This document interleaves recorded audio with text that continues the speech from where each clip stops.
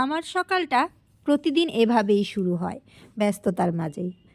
গরম গরম ধোয়া ওঠানো এক কাপ চা দিয়েই আমার সকালটা শুরু হয়ে যায়। হোক সেটা ভ্যালেন্টাইন ডে, হোক সেটা হাগ ডে, হোক সেটা রোজ ডে। আমার জন্য সব ডেই সমান। কারণ আমার বুড়োটা বলে যে ভালোবাসার কখনো আলাদা দিন হয় না। তাই আমি কখনোই তার কাছ থেকে স্পেশালভাবে কখনো ওইরকমভাবে কিছু পাইনি। তো দেখেন, আমি আজকে ভ্যালেন্টাইন ডে উপলক্ষে কী পেলাম, আর আপনারাও কী পেলেন অবশ্যই কমেন্ট করবেন। আপনারা ভ্যালেন্টাইন ডে কে কি গিফট পাইছেন বলেন আপনাদের স্বামীদের কাছ, একটু কমেন্টে জানেন। আর আমি কি গিফট পাইছি জানেন ভ্যালেন্টাইন ডেতে? চিপস। কি করতেছি মানে? আর ডিস্টার্ব করবে না, চিপস খেতেছি না এখন আমি। এই তো ভ্যালেন্টাইন ডেতে কী করবো সেটাই শেয়ার করি। এই দেখুন, আপনাদের দাদাভাইয়ের সাথে এখন আমি ঘুরতে বেরোবো। আর সঙ্গে কে যাচ্ছে দেখেন, আমি কিন্তু একা যাচ্ছি না, ছেলের সাথে যাচ্ছি। আপনার দাদা আগেই চলে গেছে। তো এই যে ছেলে আমাকে বাইকে নিয়ে যাচ্ছে। ও এত স্পিডে বাইক চালায়, ও যখন বাইক চালায় আমার প্রচণ্ড ভয়। চলো, happy Valentine day. Happy Valentine day. কারে দিলাম। হাঁটতে বেরোইছি, পূজা দেখতে বেরিয়েছিলাম। আশেপাশে কাছে কোথাও পূজা নাই, তাই আর কি করব, বুড়া বুড়ি দুইজন মিলা এখন ফুচকা খেতে বের হবো। দেখো, ফুচকা খাওয়াবো আমাকে? হ্যাঁ,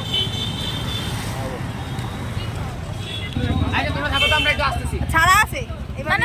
ওই আর কি, মোল্লার দৌড় মসজিদ পর্যন্ত কথায় আছে না, ঠিক আমার বেলাও তাই। কোথায় আর যাবো, বাসার নিচে একটু নেমেছি।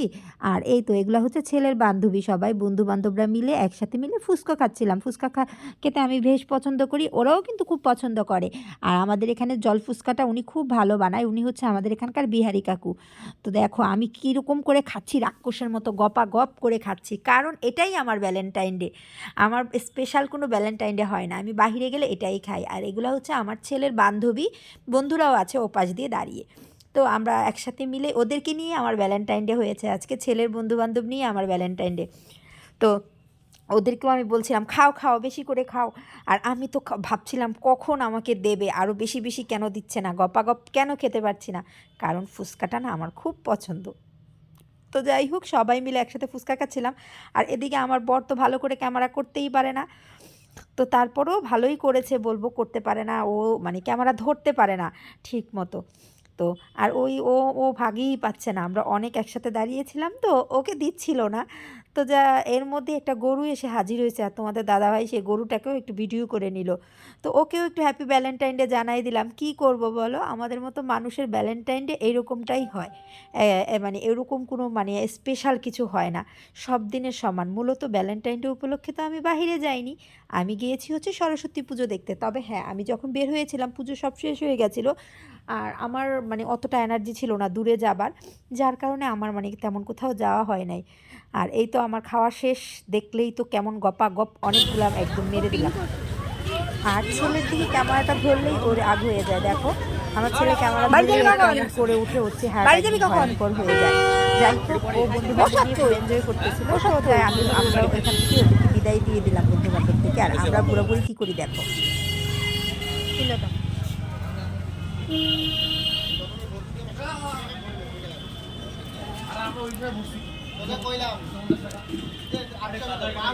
সবগুলো এখানে বসছিল। হ্যাঁ,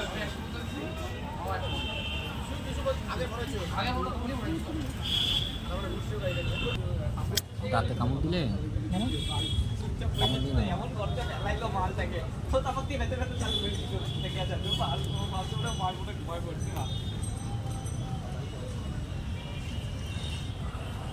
আমার বরের হচ্ছে মানে কিছু একটা খেতে যে দুদিন আগে মানে মুখ পুড়ে গেছে, যার কারণে সে কিছুই খেতে পারে না। আইসক্রিমটা পর্যন্ত মুখে দিয়ে খেতে পারলো না, দেখলাম ওর খুব কষ্ট হচ্ছিল। তো আমি খেলাম, আসলে এটা হচ্ছে একটু শেয়ার করলাম, একটু ঢং যাকে বলে, মানে একা খাই না, তোমাকে দিয়ে খাই। কিন্তু ও বেচারা মুখ পুড়ে গেছে, এর জন্য ঠিকমতো খেতেও পারছে না, দেখলেনি তো। ঠান্ডায় আইসক্রিম খাওয়ার মজাটাই আলাদা।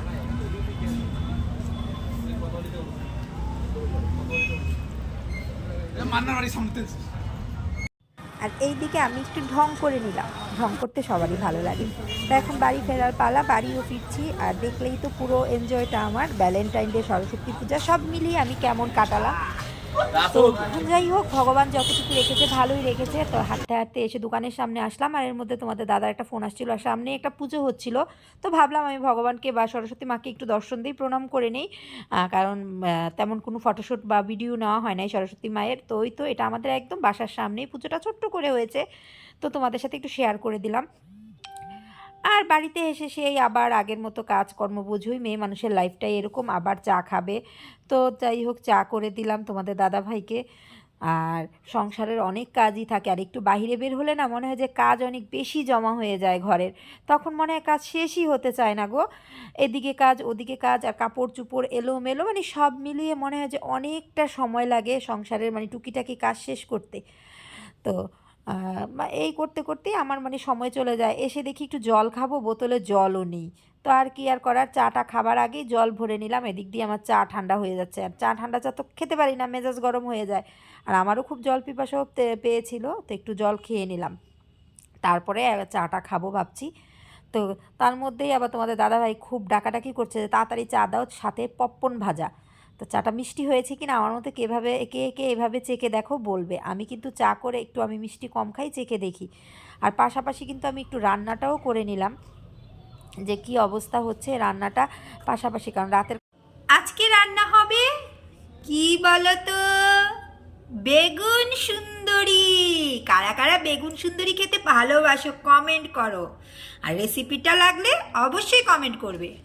কিছু কিছু ব্লগার আপুগো লাইগা রিসেন্ট বেগুন আলু টমেটোর কোনো রেসিপি দেখাই তো ভয় লাগে, বুঝছেন কি লেগা কইলাম বুঝ জানি। সংসারের কাছ থেকে কি আর মেয়ে মানুষের মুক্তি আছে বলো? নাই। এসে দেখো বাইরে গেলাম, ঘুরলাম ফিরলাম, এখন আবার রাতের জন্য রান্নাবান্না তো করতেই হবে, কারণ পেটকে কি আর বোঝানো যায় যে তোমাদের জন্য খাবার নাই, আজকে না খেয়ে থাকো।